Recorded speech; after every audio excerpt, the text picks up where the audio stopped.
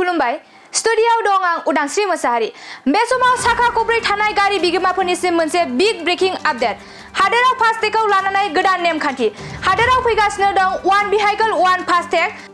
मा बे one vehicle one फास्टेगआ थाबैनो नोंथाङा नैबे खामानिखौ मावनानै ला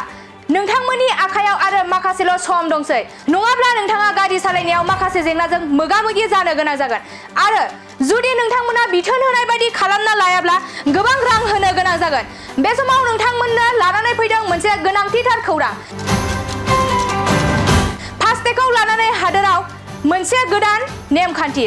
आरो नोंथांनि आखायाव 6 घन्टाल'सै आरो थाबैनो मावफुंजागोन फास्टेगनि बे गोदान खामानिया बे समाव फोरमायबावोदि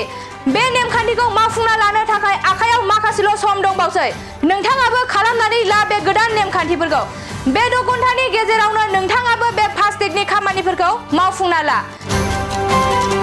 जुदि नोंथांमोना सम बादियै मावफुंना लाया अब्लानिया टलगेटआव गोबां रां होनानैसो टलगेटखौ बारनो हागोन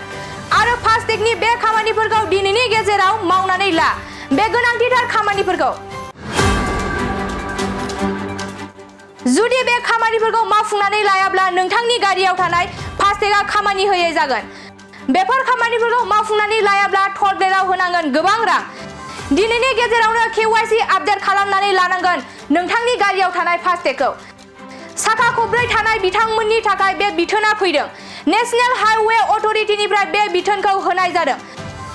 हादोराव वान भेहिकल वान फास्टेग बे नेमखान्थिया थाबैनो मावफुंजासिगोन नङाब्ला नोंथाङा गारि सालायनाय समाव टलगेट बारनो थाखाय टलगेटआव गोबां रां होनानैसो टलगेट बारग'लांनो हागोन फास्टेगखौ लानानै हादोराव गोदान नेमखान्थि जागासिनो KYC आपडेट खालामनो थाखाय नोंथाङा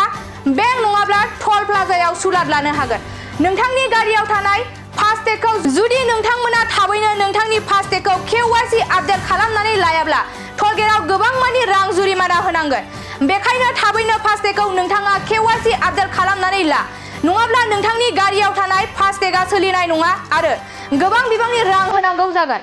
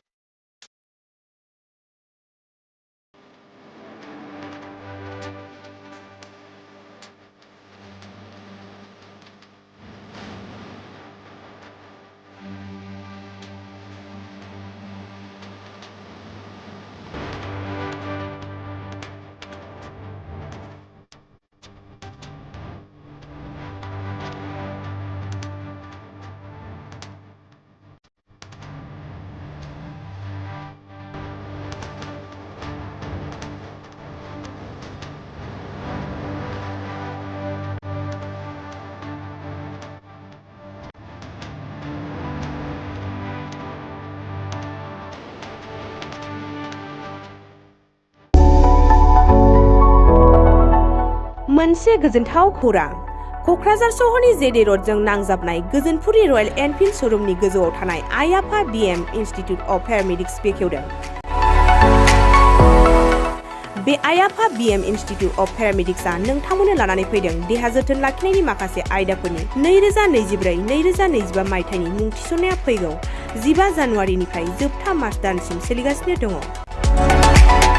10+2 नि उथ्रिसारनाय बिजाथि एबा फरायसाफोरा बे पेरामेडिक्सआव गावारि सोलोंथाइखौ लानो हागोन क'क्राझार सहरनि गोजोनपुरि एबा गांजिमा बाजारजों नांजाबनाय आइ आफा BM इन्स्टिट्युट अफ पेरामेडिक्सआ नोंथांमोननि थाखाय गोदान मुं थिसननाय आयदाफोरा जादों medical laboratory technology first aid patient care and assistant nursing OT technician ICU technician radiology technician कर्सखौ 2 बोसोरनि गेजेरावनो आबुं खालामनानै BSS डिप्ल'माखौ लानो हागोन